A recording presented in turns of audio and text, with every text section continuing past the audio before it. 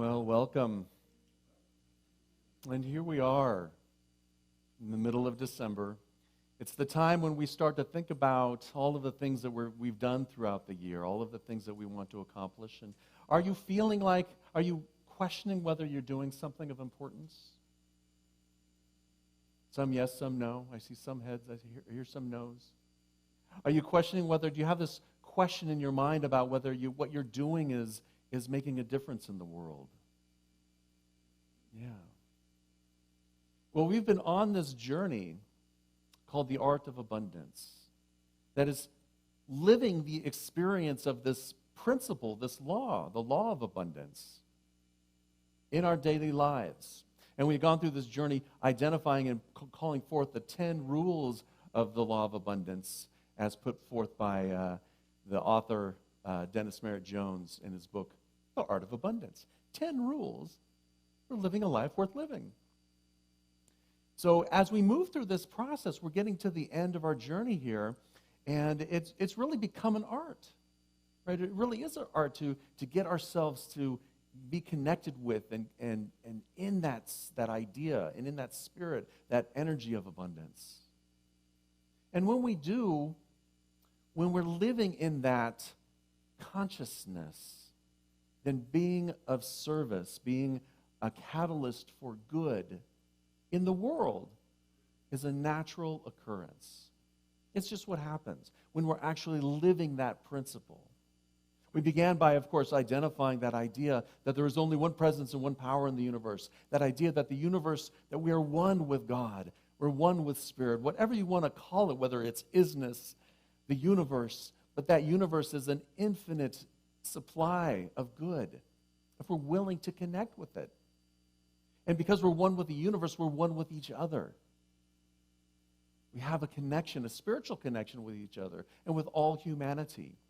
And when we set our intention and put our attention on living that principle, on bringing it forward into our life, in all areas of our life, then we begin to understand this idea, this principle of abundance. And when we are courageous and of service to the world, and when we understand that we are blessed, then we begin to live into that principle of abundance and express it as prosperity in our life. Prosperity in all aspects of our life, in our relationships, in our career, in our creativity, in our cleanliness, as I discovered this last week as we were cleaning up the yard, getting ready for the decorations. Expressing that in our finances, in our challenges, in our conditions, in this thing called being human. Anybody here experience being human? Okay, I got 3/4 of you that are awake. Good. Just checking.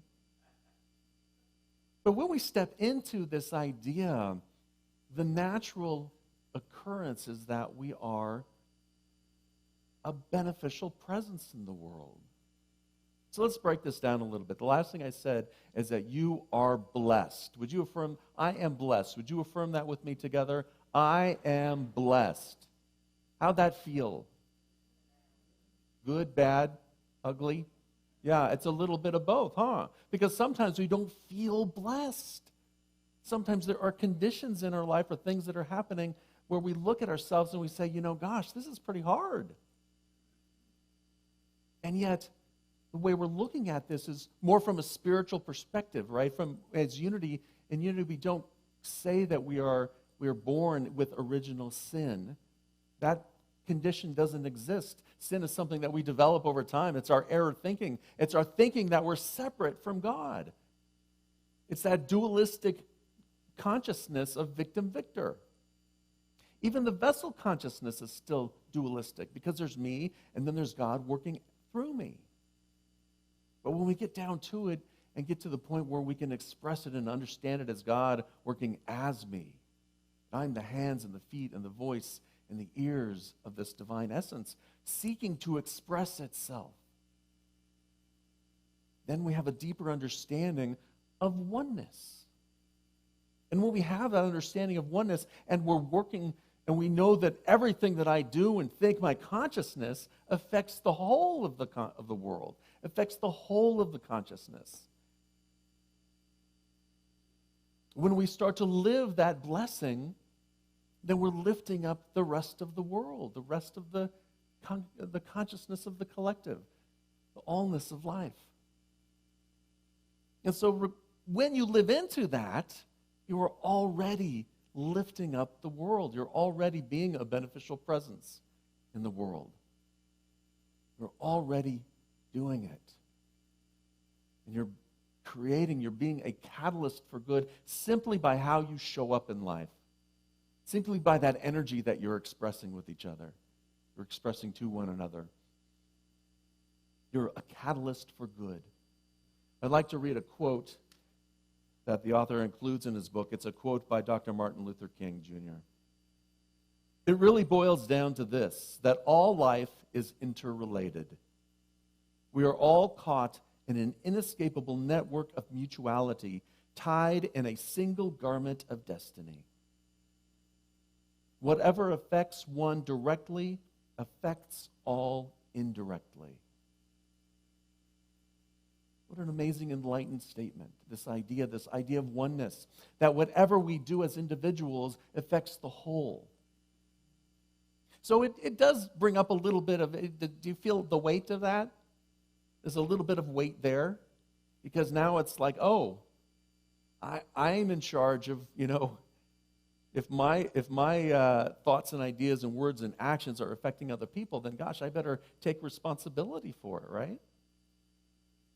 It's not lost that that's one of the laws.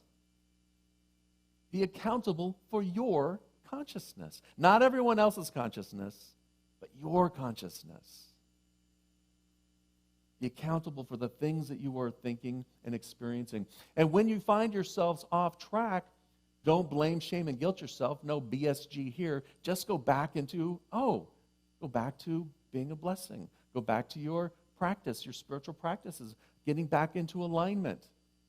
Getting back into that idea that you are blessed and that you are a blessing. Just a simple shift. Getting back to our intention to express that and putting our attention on our thoughts, words, and actions. One of the challenges that we have in all of this, first, is knowing that we're blessed. Knowing that we have an impact and an effect on other people. Now, I think even from a human level, we understand that, right?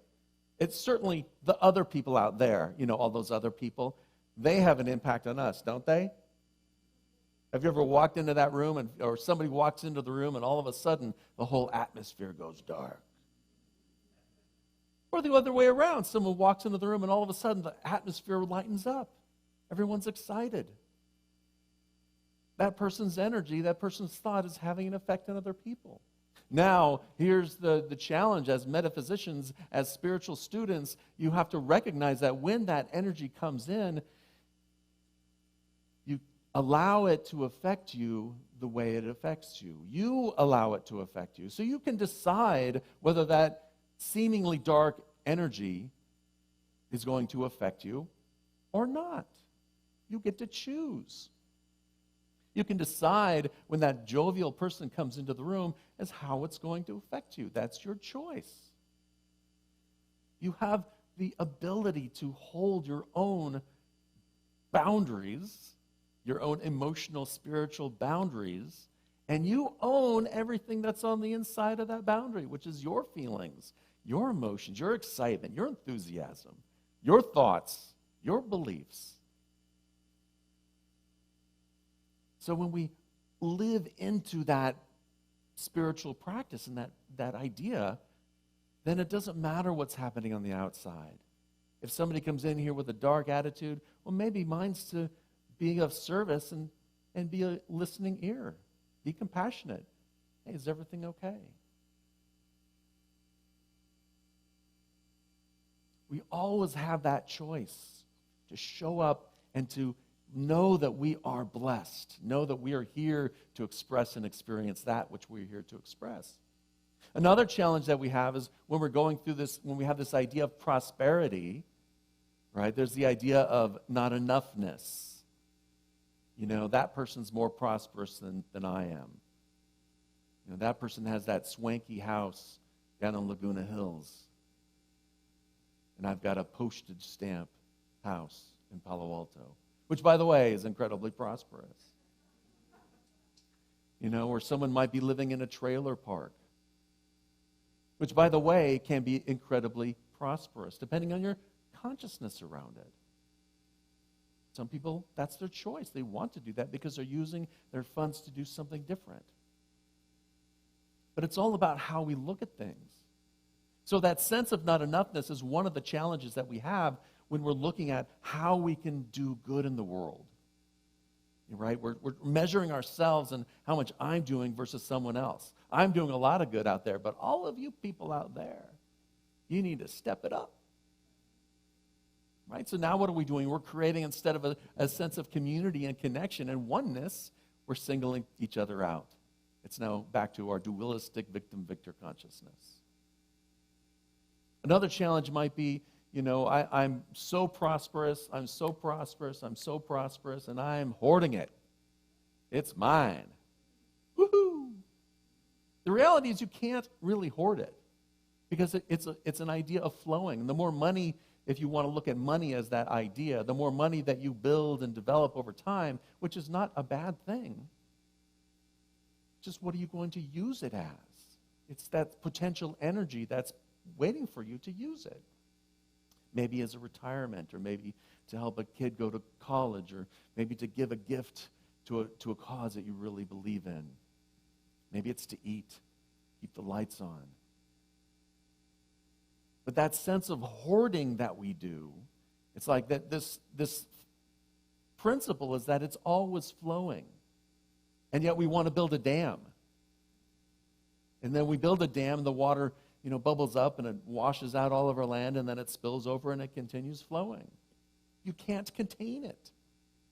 The principle is always active and always flowing. You can just decide how much of it you want to receive. You can decide how much of it you want to give to the village next door to you. You can decide how to use it. That's your choice.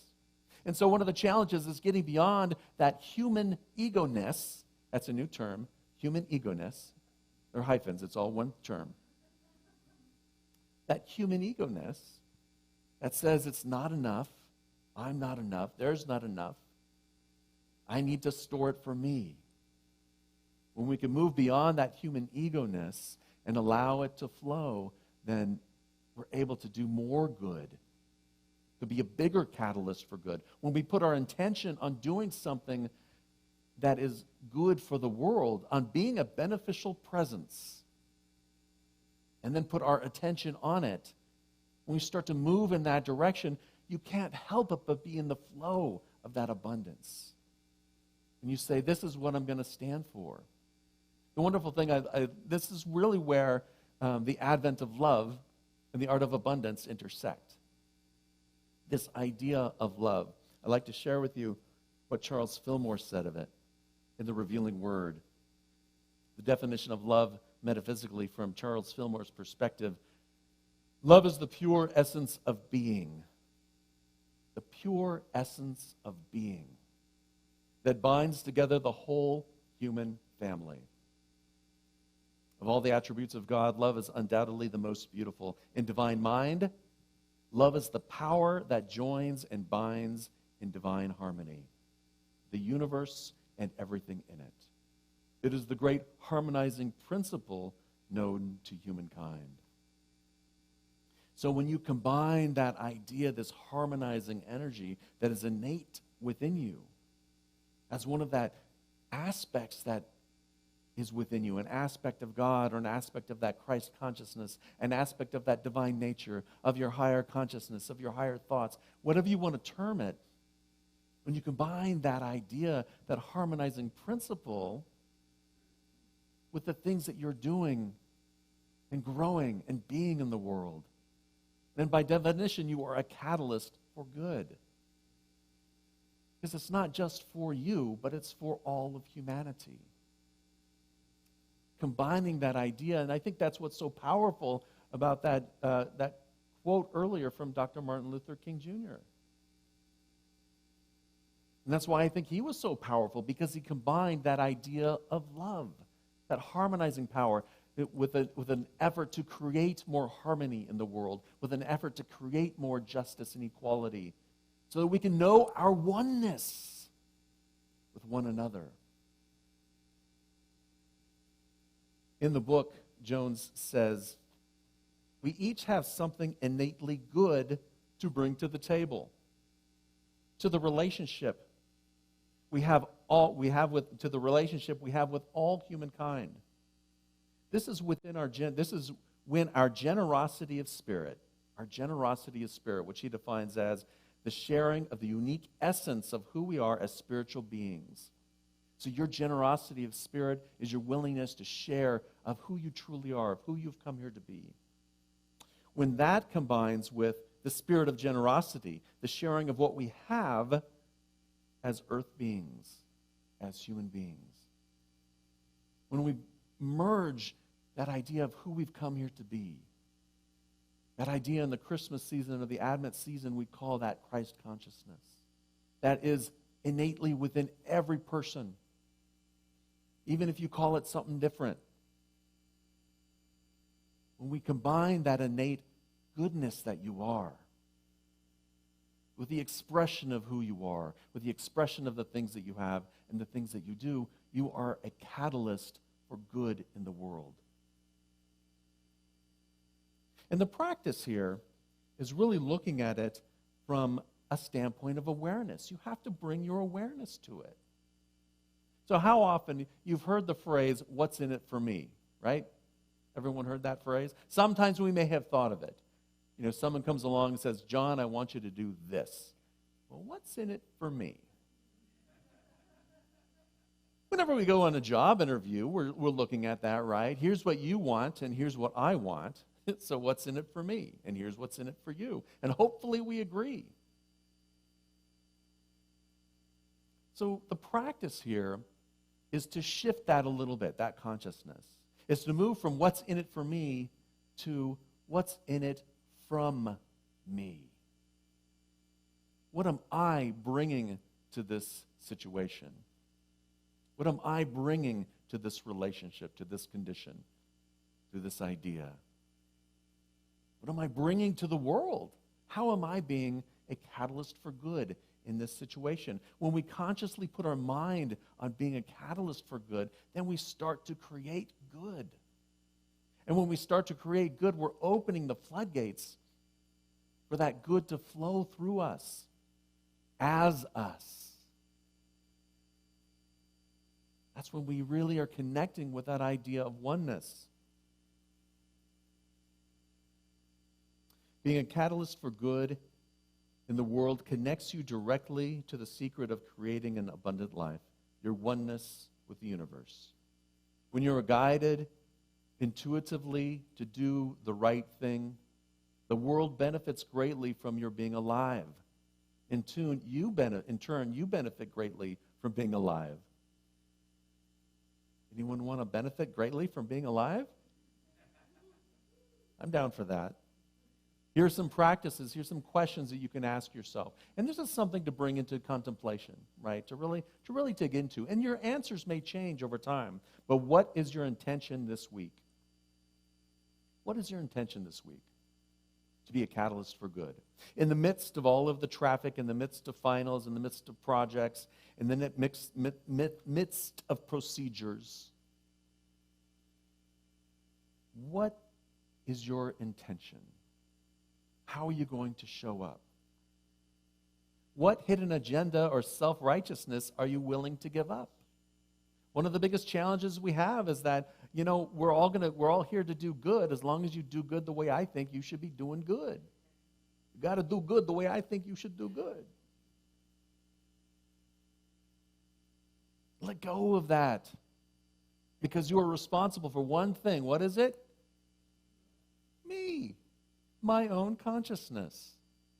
Not yours. I'm not responsible for that. But I can show up in a way that illuminates you, that gives you some inspiration, that shines some light that you might be able to see reflected in the light in you. We can show up that way.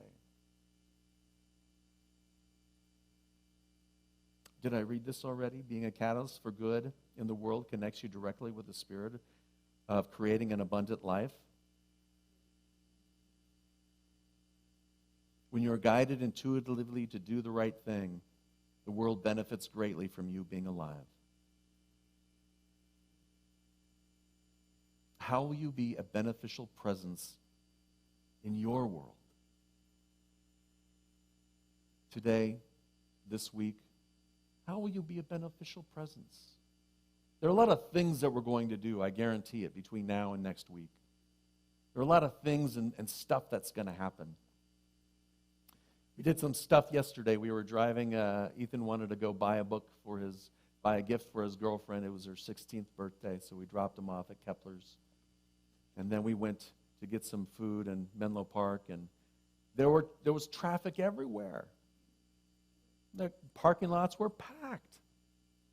What are you guys thinking? It's the holidays or something? It's like, yeah, life keeps going. Life keeps going. So what are you going to do to be a beneficial presence in your world as you go and do the stuff? How can your consciousness be lifted when you're doing the stuff? Whatever that stuff may be. And then what is it from you this week? What are you going to contribute to the world, to raising that collective consciousness? What are you going to contribute to the world to be a beneficial presence? Without the human ego-ness of saying, I did so many things this week, y'all need to catch up. Without the human ego-ness saying, well, they did X, and I have to do Y to show them that I'm doing more. Whatever is here for you to do, know that you have within you that divine essence, that goodness that you're here to share with the world. So what will that look like for you this week? How will you allow it to be that guiding presence? Because the reality is, you are blessed. You are blessed with every breath you take, and with every breath that is breathed into you by this divine essence of life, love, and wisdom. You can do good in the world. And now let us say our prayer for protection. The light of God surrounds us. The love of God enfolds us. The power of God protects us. The presence of God watches over us. Wherever we are, God is. And all is well. Love and blessings, everyone. Have a wonderful week. Namaste. Joyful, joyful, we adore you. God of glory, one of love. Hearts unfold like flowers.